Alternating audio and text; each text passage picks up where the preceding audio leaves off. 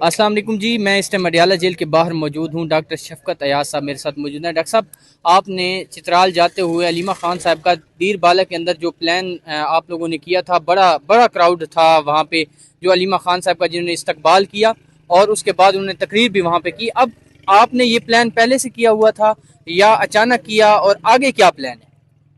बिस्मिल्लाहिर्रहमानिर्रहीम। पहली बात तो ये कि ना मुझे पता था।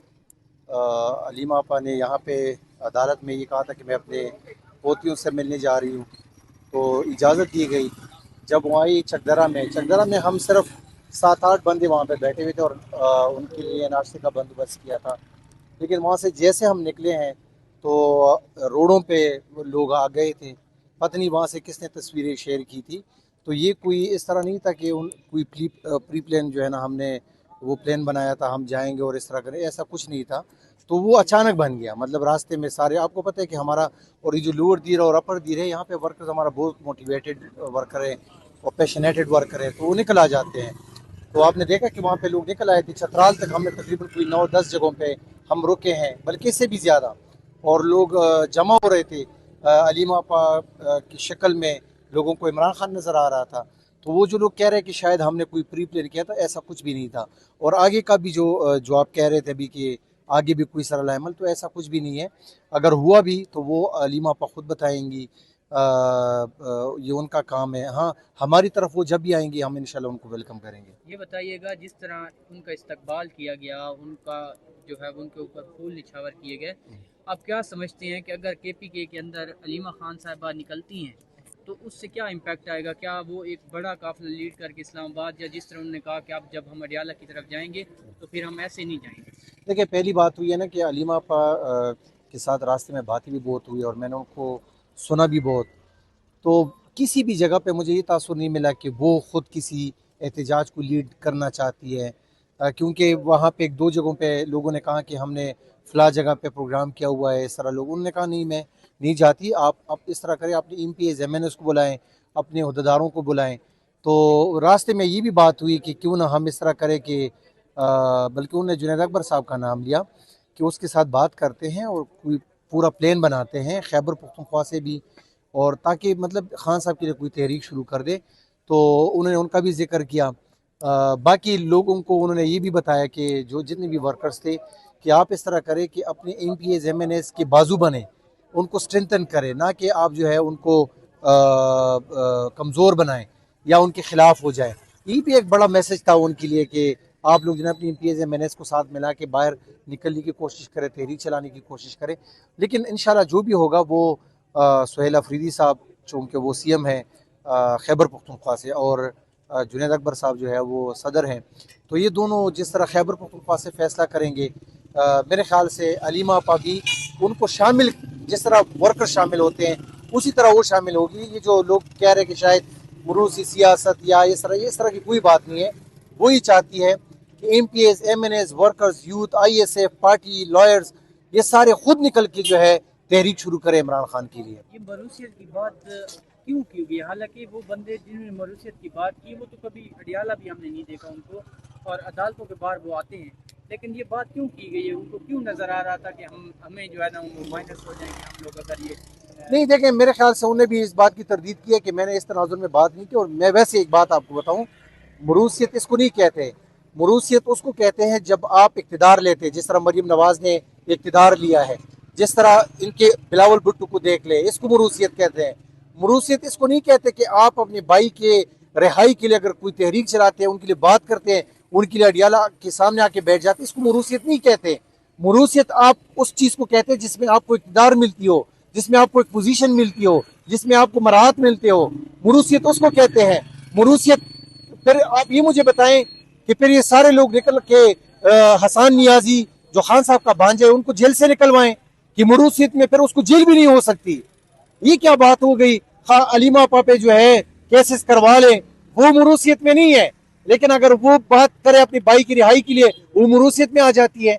तो ये बाहर के खेल है जो इमरान खान के बहनों को दागदार बनाने के लिए, इमरान खान के वर्कर्स को, उनकी लीडरशिप को, उनके M N S M P S को लड़वाने की बातें होती हैं।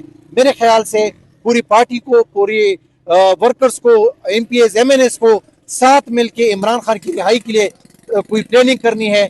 और मैं ही समझता हूँ कि जब तक ये इकट्ठे नहीं होंगे कोई तहरीक कामयाब नहीं हो सकती। इंशाल्लाह हम तहरीक चलाएंगे और अलीमा पा उनकी बहनें भी आम वर्कर्स की हैसियत में उस तहरीक में शामिल होंगी और इंशाल्लाह इस तहरीक को हम आगे लेकर जाएंगे। कब तक चलेगी? देखें बहुत जल्दी मैं आपको बताऊं, ये जो लोग हम पे ये कह रहे हैं ना कि शायद क्यों नहीं निकल रहे, कब निकलेंगे, तो देखें सुहेल अफरीदी साहब जो है वो और खैबर पख्तूनख्वा की अगर मैं बात करूं और जुनैद अकबर साहब, और अगर आप मरकज़ में बात करें तो मेरे ख्याल से दोनों जो सदर जो चेयरमैन और जनरल सेक्रेटरी है शायद वो ही नहीं चाहते कि जो माजी में हमारा तकरार हुआ है, हमारा टकराव हुआ है, हमारा जो है आपको पता है 14 लोग शहीद हुए हैं।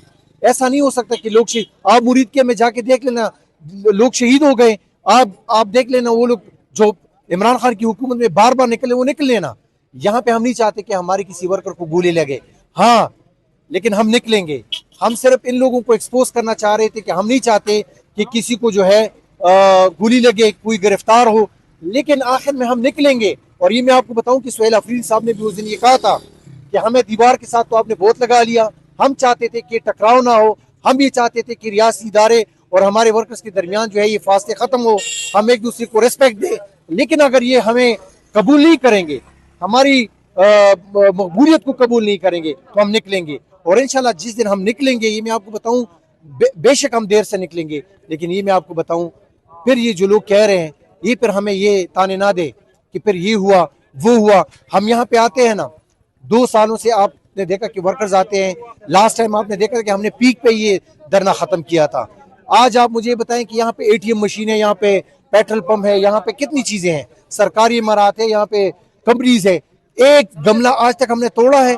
हम सिर्फ इनको ये बावर कराना चाहते हैं कि हम वर्कर्स हैं, हम नहीं चाहते कि इस मुल्क में इंतशार फैले, हम नहीं चाहते कि यहाँ पे टकराव हो, हम ये चाहते हैं कि रियासी इदारों का भी बोलबाला हो, लेकिन जो पॉलिटिकल पार्टी है, जो उनका हक है, जो अपने लीडर के आजादी के लिए, उनके आइसोलेशन के लिए अगर तहरीक चलाते हैं उसके भी पाबंदी ना हो, उससे भी जो है ना आप इजाजत दें।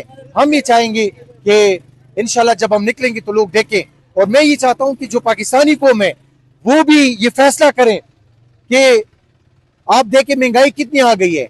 आप मुझे ये बताएं, ये जो लोग कह रहे थे कि हम बड़े तगड़े हैं, हम जीनियस लोग हैं, हमने हुकूमतें की हैं, हम गवर्नेंस पे फोकस करेंगे, तो आज आपने देखा कि ना आपका पेट्रोल लोगों की खरीद में है, ना डीजल है, ना बिजली है, ना गैस है, ना अमन है, ना आपकी मईशत ऊपर जा रही है। तो कहाँ पे हम खड़े हैं? 1,80,00,000 नौजवान इस वक्त आपका बेरोजगार बैठा हुआ है। तो कहाँ गए वो आपकी जो जीनियस लोग थे जो कह रहे थे कि हम गवर्नेंस कर सकते हैं, हम गवर्नेंस ठीक कर सकते हैं? कहाँ पे गई आपकी वो मईशत? GDP ग्रोथ आपका जो है 2.3 पे है। आपसे UAE जो है फॉरेन पॉलिसी आपकी कहाँ पे है?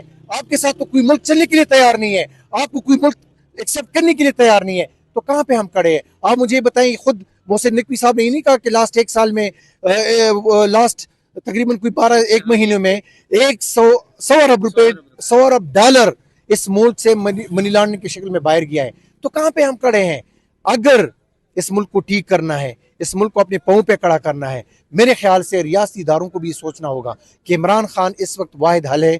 अगर वो इक़्तिदार में आते हैं तो आप पे जो बाहर आपका ओवरसीज बैठा हुआ है वो आप पे ट्रस्ट करके 60,000 अरब जो है ना वो यहाँ पे भिजवा सकता है। तो मुझे एक बात बताएं, हम क्यों जो है IMF से पैसे मांगे? हमारा अपना ओवरसीज जो लाखों में बाहर बैठे हुए हैं वो इस मुल्क में जो है रेमिटेंस भिजवा सकते हैं। इमरान खान पे लोग ट्रस्ट करके इस मुल्क में आपको एड दे सकते हैं, आपको जो है हम बायलैटरल जो है ना वो कर सकते हैं, बिजनेस कर सकते हैं। यहाँ पे चाइना आके बिजनेस करेगा। लेकिन मैं आपको बताऊं कि जब आपके मुल्क में एनार्की हो, जब आपके मुल्क में आईन पामाल होता हो, जब कोई कानून ना हो, तो आपके मुल्क में कौन आएगा और यहाँ पे इन्वेस्टमेंट करेगा? तो हमें और आप सब ने आवाज़ उठानी होगी इमरान खान के लिए, इस मुल्क के लिए, इस कौम के लिए, नौजवानों के लिए। देखिए आज आप लोग, आप सहाफ़ी लोग हैं, आप कहाँ पे खड़े हैं? आपकी आज़ादी है। तो मैं ये आपको बताऊं, देखें हम सब ने मिल के इस मुल्क के लिए, और रियासी इदारों को भी हमने सपोर्ट करना होगा, क्योंकि देखें अगर लोग उस पर एतमाद नहीं करेंगे तो ये मुल्क नहीं ठहरेगा, ये मुल्क जो है स्टेबल नहीं होगा। और यही जो 17 सीटों वाली हुकूमत है, ये लोग आपको पता ही चाहते हैं कि रियासी इदारों और PTI के दरमियान दरार हो, इनके दरमियान टकराव हो। हमने जो है इन लोगों को बावर कराना होगा कि नहीं, हमने इन्हीं लोगों के साथ इस मुल्क को उठाना होगा। इमरान खान जब आएगा वो किसी से बदला लेने वाला बंदा नहीं है, वो माफ करने वाला बंदा है। ये मैं आपको बताऊं, लेकिन वो लोग जो आइन को तोड़ते हैं इंशाल्लाह उनका एहतिसाब होगा। बहुत